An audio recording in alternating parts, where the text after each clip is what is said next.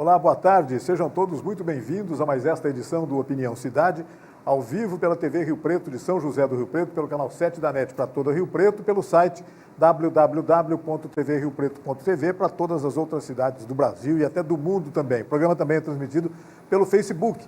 Ingressando na página da TV Rio Preto no Facebook, você não apenas assiste ao nosso programa, mas pode participar do nosso programa, interagindo conosco, enviando perguntas aqui para os nossos entrevistados, fazendo críticas, observações, reclamações, o que você quiser fazer. Hoje, aliás, nós vamos tratar de um assunto realmente muito importante.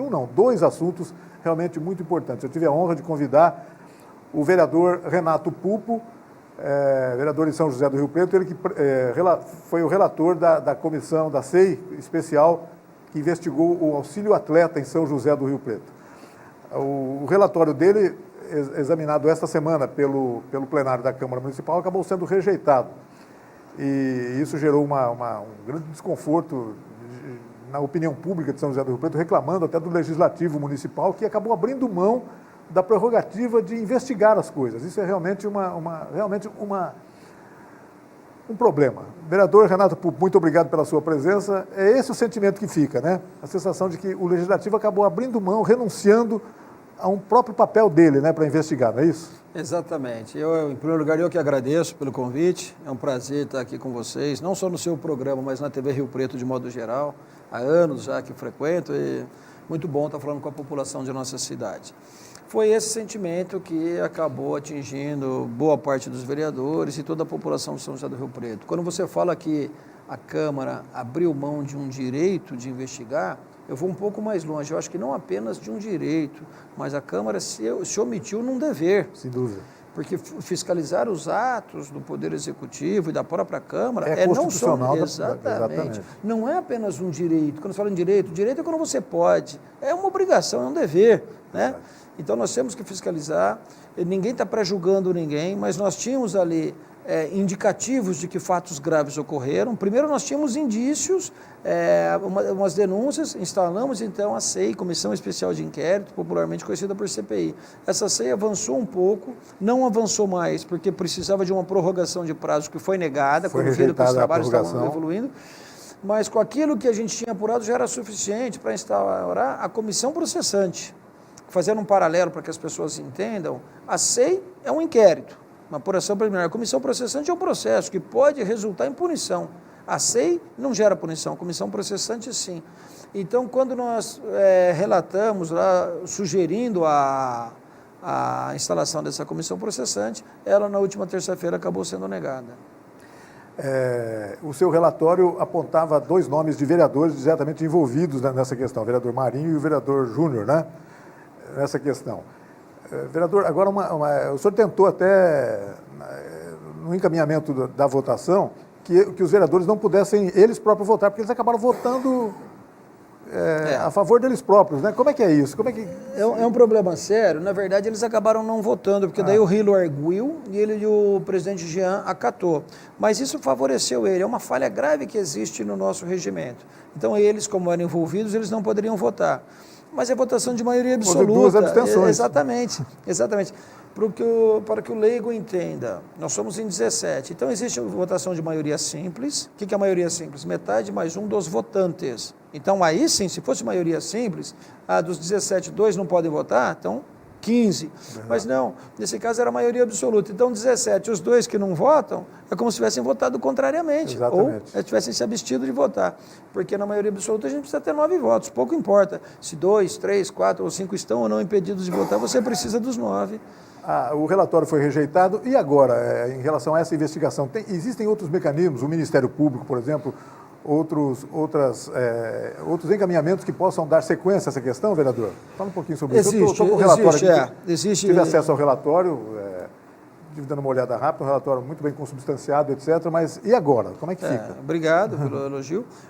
Nós, de uma forma muito liberal e sempre primando pela transparência, a comissão decidiu, no dia 30 de junho, quando foi protocolado o relatório, nós sabíamos que existiria assim, um assédio, num bom sentido, muito grande, a imprensa querendo saber, e com razão, porque a imprensa é um órgão divulgador daquilo que acontece, a população quer saber. Então a imprensa queria o relatório, os próprios investigados queriam o relatório, E nós fizemos essa reunião, tanto é que o vereador Marinho, 20 minutos após protocolar do relatório, ele já estava com uma cópia integral. Ele procurou o vereador Jorge Menezes, o Jorge me procurou, e nós fizemos uma reunião e deliberamos. Vamos abrir para todos, porque eu não gosto dessa coisa de abrir para um, não abrir para outro. Vamos abrir para todo mundo, isso é transparência, né? Então, assim você acabou tendo acesso também, todo mundo teve. Você deve ter visto aí, nós detectamos muitas coisas lá. Então, como no Ministério Público já tramita um procedimento que apura improbidade administrativa na Secretaria, nós encaminhamos cópia para o Ministério Público. Secretaria de Esportes e Lazer, né? Secretaria de Esportes e Lazer. Encaminhamos não, sugerimos o encaminhamento, e agora a presidência digitalizou e está encaminhando. Na Delegacia Seccional de Polícia existe um inquérito que apura desvio de dinheiro público, peculato, gente que teria se apropriado daquele dinheiro. Então nós também sugerimos o encaminhamento de cópia para lá. E a Polícia Federal, ela apura crimes eleitorais. E há ali fortes indicativos de que a estrutura da Secretaria foi usada a favor do vereador Júnior. Então, nós também sugerimos o encaminhamento de cópia para a Polícia Federal para instruir esse procedimento. Os dois vereadores aí, no caso, exerceram durante algum tempo a função de secretário de esportes, não é isso? Sim. Primeiro o vereador Marinho e depois o vereador Júnior. Eu queria deixar claro para todo mundo, não é nada pessoal isso, muito pelo contrário, são duas pessoas de bom trato, a gente sempre ocupou posições distintas na Câmara, eles de um grupo político, eu de outro grupo, mas são pessoas de bom trato, pessoas com as quais eu nunca tive nenhum tipo de problema pessoal, mas eu acho que nessa hora nós não podemos misturar as coisas, nós somos representantes populares. Eu falei, aquela pessoa que você gosta, você trata bem, mas trabalho é trabalho, né? Então, queria deixar muito claro que tanto da minha parte quanto dos demais membros da comissão, nada de pessoal, apenas uma imparcialidade, um profissionalismo, uma seriedade muito grande.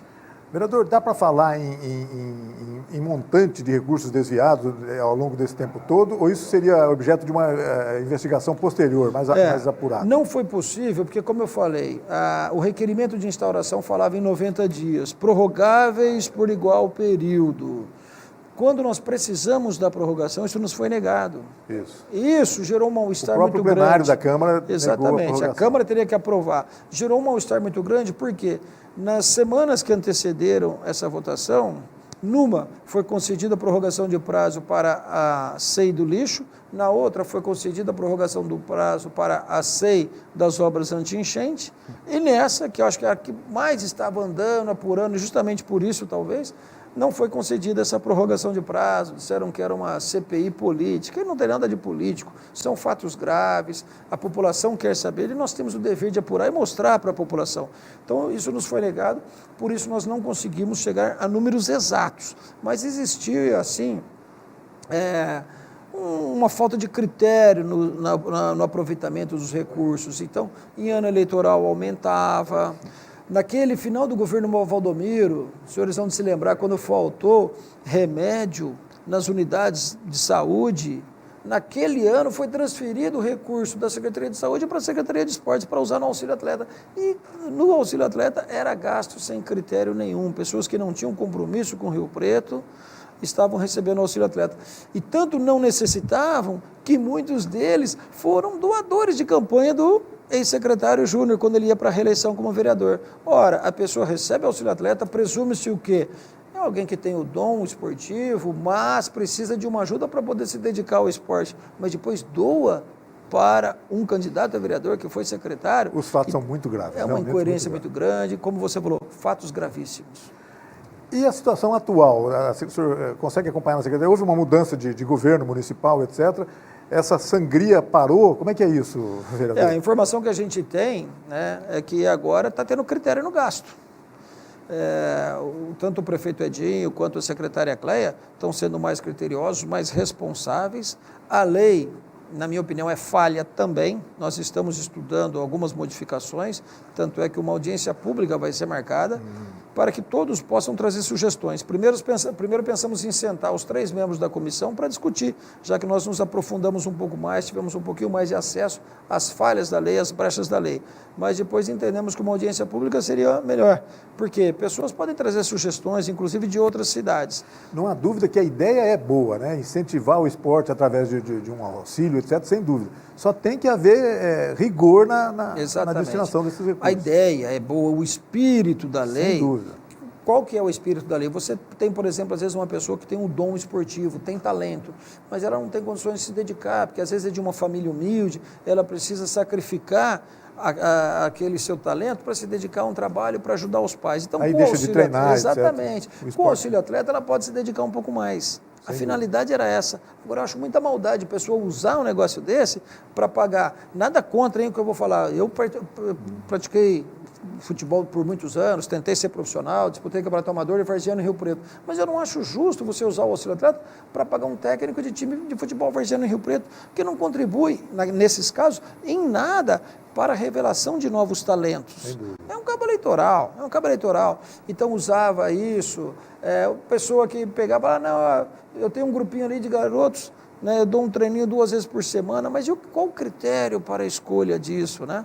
Então, uma falta de critério muito grande nesses gastos. Isso nos deixou até assustados, porque nós achamos assim, um recurso importante, que poderia gerar muitos benefícios, mas que teve uma interpretação desvirtuada. Vereador, eu queria parabenizá-lo pelo trabalho, realmente muito importante, realmente houve uma decisão do plenário da Câmara de não aprovar o relatório, mas a gente sabe que as punições, quer dizer, as investigações deveriam continuar. É uma pena que hoje a opinião pública tem esse sentimento. Houve um certo sentimento de frustração em relação a isso, certamente motivado por... Essa decisão da Câmara foi motivada por injunções políticas. Enfim, é uma pena que aconteça tudo isso, mas aconteceu. Obrigado, viu, vereador, para falar sobre isso. Mas vamos mudar de assunto, se o senhor quiser. Nós vamos falar um pouquinho sobre guarda municipal. Também um assunto muito importante. Depois de um acontecimento de algumas semanas atrás em São José do Rio Preto, um assalto a uma joalheria na região central da cidade, onde houve um tiroteio que acabou vitimando 2 policiais da Guarda Municipal e um transeunte, um jovem rapaz que passava, por enquanto, acabou falecendo diante disso. Mas os 2 guardas foram, por sorte, não morreram, porque realmente eu tenho a impressão que houve muita sorte, viu? Porque eles estavam totalmente desarmados e à mercê dos assaltantes ali. Começou a se discutir muito a questão do armamento da Guarda Municipal. Eu sei que o senhor está tomando posição a respeito disso. O prefeito Edinho Araújo, num primeiro momento, declarou que era contra esse armamento da Guarda. Como é que está essa questão agora? Dá para conversar sobre o armamento da Guarda? É conveniente, vereador? Olha, vamos lá, antes de falar sobre essa questão, eu sempre tomei posições mesmo em assuntos polêmicos, essa é uma característica minha. Mas, primeiro, você falou que não morreram por sorte. Não foi por sorte no meu ponto de vista. Não morreram porque estavam trabalhando com colete à prova de bala. Ah, tá bom. Tá? Isso é importante observar, porque eu vi muitas críticas nos dias que estavam sucederam equipados. esse acontecimento. Exatamente. Gente fazendo críticas inoportunas, inclusive em momentos inadequados. Na caminhada da paz, no sábado seguinte, nós caminhando ali pelo calçadão, né, pregando a paz e nos solidarizando com as vítimas, com os familiares da vítima fatal e com as vítimas sobreviventes. E tinha gente ali no meio, em som alto, audível para todos os presentes, criticando a conduta dos guardas, sabe? Então, coisas assim, inoportunas. Sem dúvida. Mas é importante a gente frisar, eles estavam com colete à prova de bala. Quem viu o vídeo sabe do que eu estou falando, tiros a queima-roupa com submetralhadora 9mm e não mataram esses guardas porque eles estavam com colete. Então não foi sorte, não, porque eles estavam trabalhando equipados. Agora, eu acho que tem que armar sim. É um assunto polêmico? Eu defendo armar isso. Armar e sempre treinar o policial. Armar e treinar, claro. Isso é uma responsabilidade muito grande.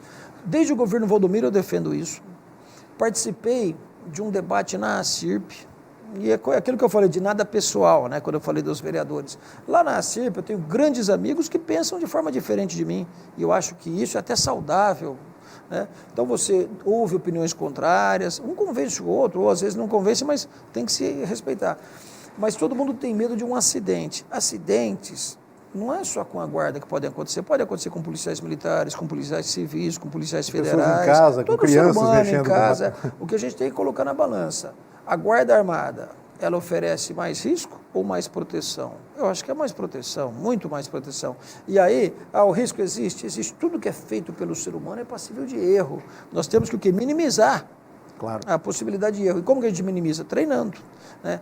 A Guarda tem 3 turmas de concurso. A primeira turma foi formada conjuntamente pela Academia de Polícia Civil e pela Academia de Polícia Militar. Eu sou professor concursado da Academia de Polícia Civil, temos grandes professores ali. E foi muito bom. Já nas outras 2 isso não ocorreu. Agora, olha só, e não foi por causa do acidente, hein? esse episódio foi agora em julho. Em junho, eu intermediei uma reunião entre o prefeito Edinho Araújo e o doutor José Mauro Venturelli, nosso delegado seccional de polícia, justamente para elaborar um convênio entre a municipalidade e o governo do estado, no caso a Polícia Civil, para treinamento da guarda. E sexta-feira passada, eu estive em São Paulo, na Academia de Polícia, conversando com o Dr. Levi, que é o delegado divisionário desses cursos complementares de formação, para a gente adiantar o assunto. E ele me falou, Renato, é simples, não tem ônus para o município, basta uma provocação do prefeito. E eu levei isso para o prefeito na terça-feira agora, assim que eu voltei de São Paulo, basta uma provocação do prefeito solicitando. E uma coisa não está vinculada à outra. Enquanto ele decide se arma, se não arma, nada impede que a gente já dê o pontapé inicial na elaboração desse convênio. Porque se amanhã ou depois ele decidir não armar, a gente não pode esquecer que 80% da Guarda Municipal já está armada com base em decisão judicial. Então, acho que o mínimo que o município tem que fazer agora é treinar essas pessoas que já trabalham armadas. Porque o treinamento não se restringe apenas à utilização da arma em si, né? Mas, por exemplo, a abordagem do policial em relação ao suspeito. Exatamente. Nesse caso, nós citamos aqui a aproximação deles no local onde estava provavelmente havendo um assalto e havia elementos do lado de fora. Quer dizer, se eles estiverem suficientemente treinados para isso, pode evitar essas situações realmente perigosas. Nós temos na academia 2 cursos que eu acho de fundamental importância para os guardas municipais. Um é o curso de armamento e tiro. Não basta treinar tiro, tem que ter, em primeiro lugar, saber manusear uma arma. Isso. Limpar, carregar, desmontar. E o curso de gerenciamento de crises. Às vezes você aborda uma situação e às vezes os leigos falam assim, mas isso não é competência da guarda.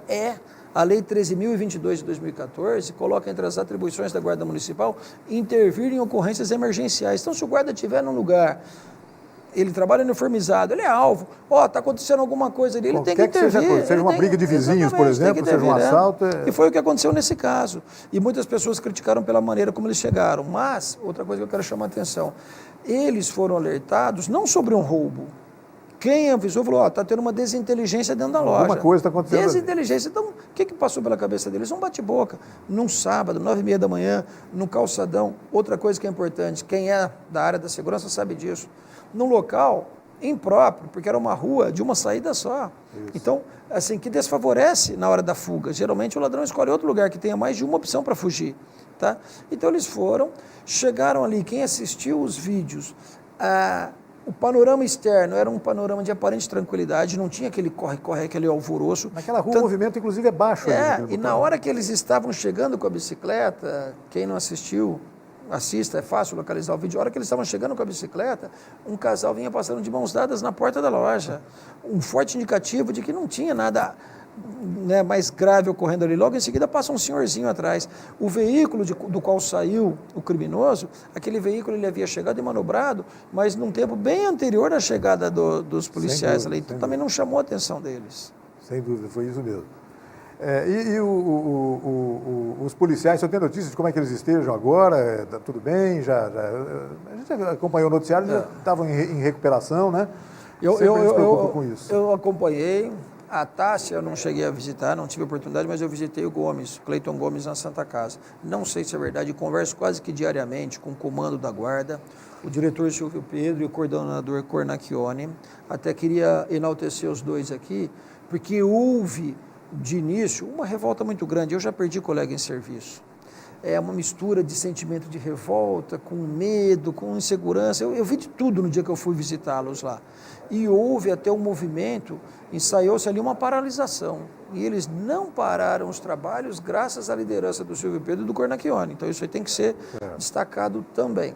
E eu fui com esses dois, mais o doutor Eleusis Spaiva, nosso vice-prefeito, secretário de saúde, fui visitar o Cleiton Gomes na Santa Casa, conversei com ele ele estava bem melhor. Ontem à noite eu recebi uma informação, não sei se procede, de que teria tido um probleminha na perna dele, teria tido, Puxa vida. Eu torço para que não seja verdade isso, mas infelizmente eu recebi essa informação. Claro que sim. Bom, foi um acontecimento que polarizou as atenções de São José do Rio Preto e gerou um debate exatamente em função disso. Armar a guarda ou não armar a guarda? A sua posição está muito clara em relação a isso. O senhor falou que vai depender de uma provocação do prefeito para fazer o convênio com o Estado, etc. O senhor já conversou com o prefeito depois disso? Porque, num primeiro momento, ele declarou que era contra o armamento da Guarda. Mas pode ser que ele já tenha se sensibilizado em relação a isso, doutor Pupo? O prefeito ele tem a responsabilidade de administrar um município de quase 500 mil de habitantes. Então, uma decisão dessa ele não vai tomar do dia para a noite. Mas, por exemplo, eu conversei com ele quando eu voltei de São Paulo a respeito desse convênio, que não vincula ao armamento, repito. Esse convênio é para dar mais condições, principalmente porque 80% do efetivo já está armado. Mas, um dia que eu conversei com ele, havia saído uma pesquisa de que grande parte da população, média de 4 para 1 de cada município rio-pretense, é a favor do armamento. Isso, foi uma pesquisa, se não me engano, publicada, realizada pelo Diário da Região, pelo jornal Diário da Região, que mostra exatamente isso. Eu acho que esse é o sentimento coletivo. É o sentimento da população. Agora, eu até me propus, como presidente da Comissão de Segurança da Câmara Municipal, a provocar também um debate envolvendo as instituições ligadas à área da segurança, envolvendo entidades como a OAB, MCB, a CIRP, entidades ligadas aos direitos humanos, para que a gente possa, de fato, saber o que pensa a maioria da população. Não há dúvida, né, doutor Pupo, que a Guarda Municipal é uma ferramenta muito útil para a segurança pública. Não dá para pensar diferente, não é? Por causa de um problema assim, falar, não, então não tem que ter guarda, porque se não tiver guarda é pior, não é isso? Primeiro, as pessoas associam a guarda como uma força encarregada de zelar pelo patrimônio público. Essa é uma de suas funções. Mas quando você tem a atribuição de zelar pelo patrimônio público, você tem a atribuição de zelar pelos frequentadores dos locais públicos. Exato. Como é que você vai zelar por uma escola e se desvincular dos sem olhar funcionários se tem um traficante e alunos? ali na frente, Exatamente. Né? Como que você vai zelar por uma praça pública desvinculado dos frequentadores da praça pública? Inclusive está na lei, tá? Então, a Guarda tem que zelar por tudo isso. É uma força auxiliar de segurança muito grande, ajuda muito Polícia Civil, Polícia Militar, ou seja, no combate ao crime, né? Proporciona segurança para a população. A gente sempre se surpreende, né, com as notícias envolvendo esse grande crescimento, desenvolvimento socioeconômico de São José do Rio Preto e os problemas que isso traz, né? Hoje os jornais, por exemplo, trazem um acontecimento de ontem, que é o envolvimento de policiais, enfim, acusados de sequestro de uma mulher, de traficante, etc. Doutor Pupo, sem entrar no mérito dessa questão, que eu imagino que o senhor nem esteja suficientemente tão por dentro desse assunto. Mas lidar com notícias sobre tráfico, sobre traficantes, etc., é uma coisa que alguns anos atrás parecia distante de Rio Preto. A gente ouvia falar que poderia ter alguma coisa, agora isso está muito frequente, né? Muito perto da gente. Né? Isso acontece com todas as cidades. À medida que a cidade cresce, ela acaba trazendo benefícios e desvantagens. Claro. Então, por exemplo, o que tem de bom no crescimento de uma cidade? Você passa a ter um ensino de maior qualidade, você atrai grandes faculdades. Uma estrutura de saúde boa. Isso que eu ia falar, saúde, né? Porque quando a cidade é pequena, um problema mais grave, você tem que pôr a pessoa no carro, numa ambulância e levar para uma cidade grande mais próxima. Quando a cidade cresce, ela passa a ter essa estrutura melhor. Mas, em contrapartida, o crescimento, ele traz uma série de problemas. Problema de mobilidade urbana, né? O trânsito, que era gostoso, agora está tendo congestionamentos que antes nós não tínhamos, não é isso? Eu cresci ali na Redentora, na 15 de novembro, a gente jogava bete na 15 de novembro, coisa inimaginável hoje em dia. Descia de carrinho. Não dá nem para atravessar a rua. Não dá, descia de carrinho de rolemã generosa. Então, é uma consequência natural do crescimento. E outra consequência natural de todo o crescimento é o aumento da violência. Eu não estou justificando, né? O aumento da criminalidade, a gente é sempre contra, mas isso são números não só relativos a Rio Preto, isso é geral. A gente está sempre tentando diminuir. Mas essa é uma das desvantagens do crescimento de toda a cidade. E quando cresce como Rio Preto, uma cidade que além de crescer é vista como uma cidade rica, isso atrai ainda mais criminosos. Né? Exatamente isso. Doutor Pupo, infelizmente nosso tempo já está acabando. Eu queria agradecer muito a sua presença, mais uma vez parabenizá-lo pelo trabalho em relação à Comissão Especial de Investigação sobre o auxílio atleta. O relatório do Dr. Pupo, como a gente disse no início do programa, foi rejeitado essa semana por decisão do plenário, mas é possível que essas investigações tenham curso através do Ministério Público, por exemplo, e que haja punições, ou pelo menos investigação em relação aos fatos apresentados no relatório. Parabéns pelo relatório, parabéns pela posição em relação à Guarda Municipal. É mais fácil, às vezes, falar assim, gente, não quero saber disso não. Mas é um problema que tem aí, a gente tem que resolver, não é isso, doutor? Obrigado pelas palavras, obrigado pelo convite, mas é uma característica minha, né? Eu sempre fui assim, eu aprendi com meu pai sempre me falou assim, quem quer agradar a todo mundo não agrada a ninguém. Eu acho que o homem tem que ter posições, o importante... Se eu tiver mais um tempinho só para... Por favor. É a pessoa acreditar na boa índole do seu representante. Então, eu fui eleito com 6.950 votos. Toda vez que eu me posiciono diante de um assunto polêmico, eu sei que parte desses eleitores pensa de um jeito, parte pensa de outro jeito. Claro. Mas mesmo aqueles que discordam, eles me respeitam, porque eles acreditam nas minhas boas intenções. Isso é que é importante. Então, eu nunca tive medo de assumir posições, nem mesmo diante dos casos polêmicos, porque eu estou convicto daquilo que eu defendo. Sem dúvida. Muito obrigado, viu, doutor? Eu que agradeço. E obrigado a você que nos acompanhou em casa em mais essa edição do Opinião Cidade. Desde já, você está convidado a estar conosco novamente na segunda-feira, a partir do meio-dia, aqui na TV Rio Preto. Até lá, um forte abraço a todos. Tchau, pessoal.